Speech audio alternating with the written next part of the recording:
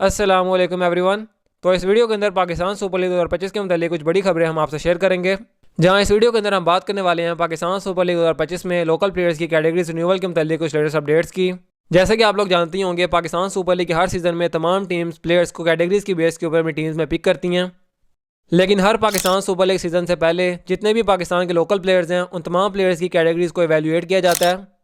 जहां उन तमाम प्लेयर्स की पीएसएल परफॉर्मेंसेस, डोमेस्टिक परफॉर्मेंसेस, अगर वो इंटरनेशनल खेलते हैं तो उनके इंटरनेशनल परफॉर्मेंसेस की बेस के ऊपर उनकी कैटेगरीज को दोबारा से डिसाइड किया जाता है।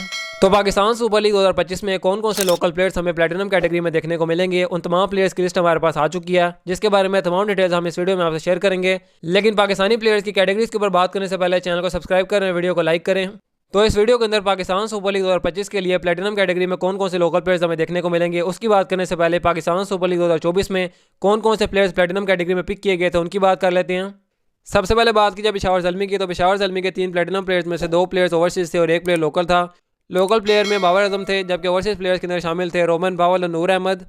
जिसके बाद बात की जाए कराची किंग्स की, तो कराची किंग्स के लिए प्लेटिनम कैटेगरी में लोकल प्लेयर थे मोहम्मद नवाज, जबकि मोहम्मद नवाज के अलावा प्लेटिनम कैटेगरी में ओवरसीज प्लेयर्स थे डैनियल सैम्स और कैरन पोलार्ड। इसके बाद कोयटा ग्लैडिएटर्स की बात की जाए तो एक ही प्लेयर कोयटा ग्लैडिएटर्स की प्लेटिनम कैटेगरी में शामिल है एज ए लोकल प्लेयर, जो कि है मोहम्मद आमिर। और साथ ही साथ कोयटा ग्लैडिएटर्स के प्लेटिनम प्लेयर्स के अंदर ओवरसीज में 2 प्लेयर्स थे, जो कि थे राइले रोसो और शरफेन रदरफर्ड।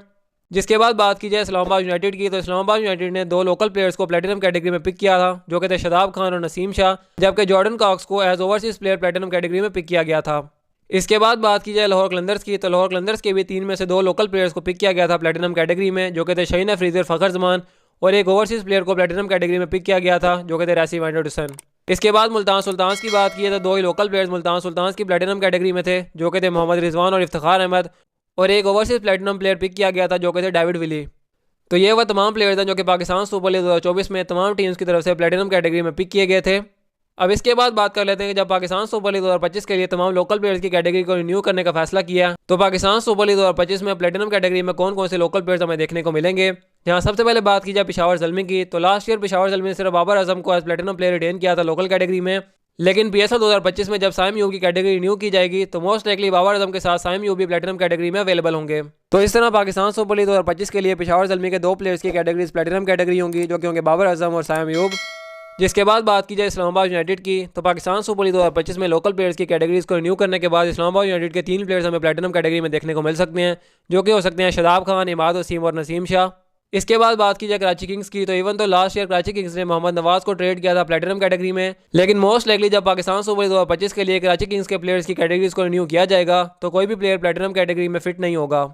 इसके बाद बात की जाए लाहौर कलंदर्स की, तो लाहौर कलंदर्स के भी 3 ही लोकल प्लेयर्स को प्लेटिनम कैटेगरी में रिन्यू किया जा सकता है, जो कि हो सकते हैं शहीन अफरीदी, फ़खर जमान और हारिस रऊफ। इसके बाद कोयटा ग्लैडिएटर्स की बात की जाए तो कोयटा ग्लैडिएटर्स का भी एक ही प्लेयर हमें प्लेटिनम कैटेगरी में देखने को मिलेगा लोकल प्लेयर्स में से, और वो होंगे मोहम्मद आमिर। और आखिर पे बात की जाए मुल्तान सुल्तान्स की, तो मुल्तान सुल्तान्स के जो 2 प्लेयर्स हमें पाकिस्तान सुपर लीग 2025 में लोकल प्लेयर्स में प्लेटिनम कैटेगरी में देखने को मिल सकते हैं, वो 2 प्लेयर्स होंगे मोहम्मद रिजवान और उसामा मीर। अब इन लोकल प्लेयर्स में से डेफिनेटली तमाम प्लेयर्स तो प्लेटिनम कैटेगरी में रिटेन नहीं होंगे इन तमाम टीम्स की तरफ से। सबसे पहले बात की जाए पेशावर ज़ल्मी की, तो पेशावर ज़ल्मी सिर्फ बाबर आजम को रिटेन करेगी प्लेटिनम कैटेगरी में, जबकि साइम यूब को ब्रांड एम्बेसडर बनाकर उनकी कैटेगरी को डिमोट कर दिया जाएगा डायमंड कैटेगरी में। मोस्ट लाइकली ऐसा ही होगा, क्योंकि अगर साइम यूब प्लेटिनम कैटेगरी में रिटेन होते हैं पेशावर ज़ल्मी की तरफ से, तो पेशावर ज़ल्मी के लिए फिर कुछ ओवरसीज प्लेयर्स को पिक करना काफ़ी मुश्किल हो जाएगा।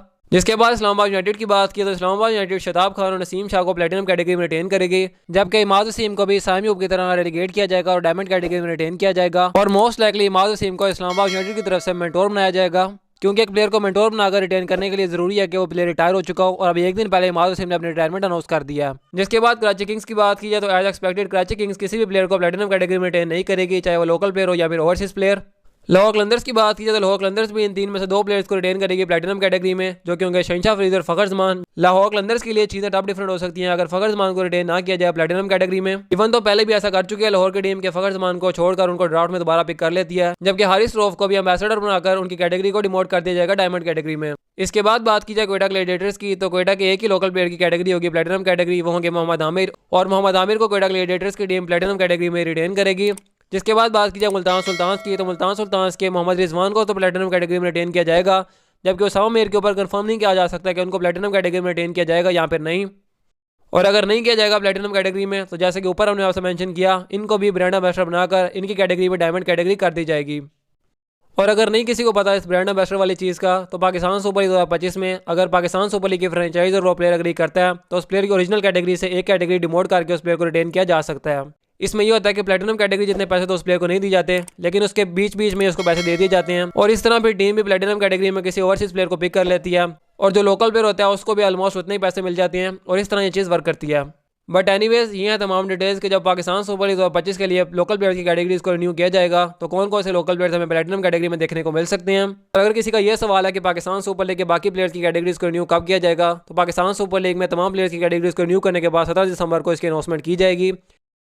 लेकिन जैसे कि आप जानते ही हैं प्लेटिनम कैटेगरी में पाकिस्तान सुपर लीग में प्लेयर्स को सबसे ज़्यादा पैसे दिए जाते हैं, तो इसके मतलब न्यूज़ आ चुकी थी तो वो हमने आपसे इस वीडियो में शेयर कर दी हैं। So that's it for the video. फिलहाल के लिए हमारे पास ये अपडेट्स हैं। अगर आपको वीडियो पसंद आई हो तो चैनल को सब्सक्राइब करें। मिलते हैं नेक्स्ट वीडियोस में। टिल देन टेक केयर, अल्लाह हाफिज़।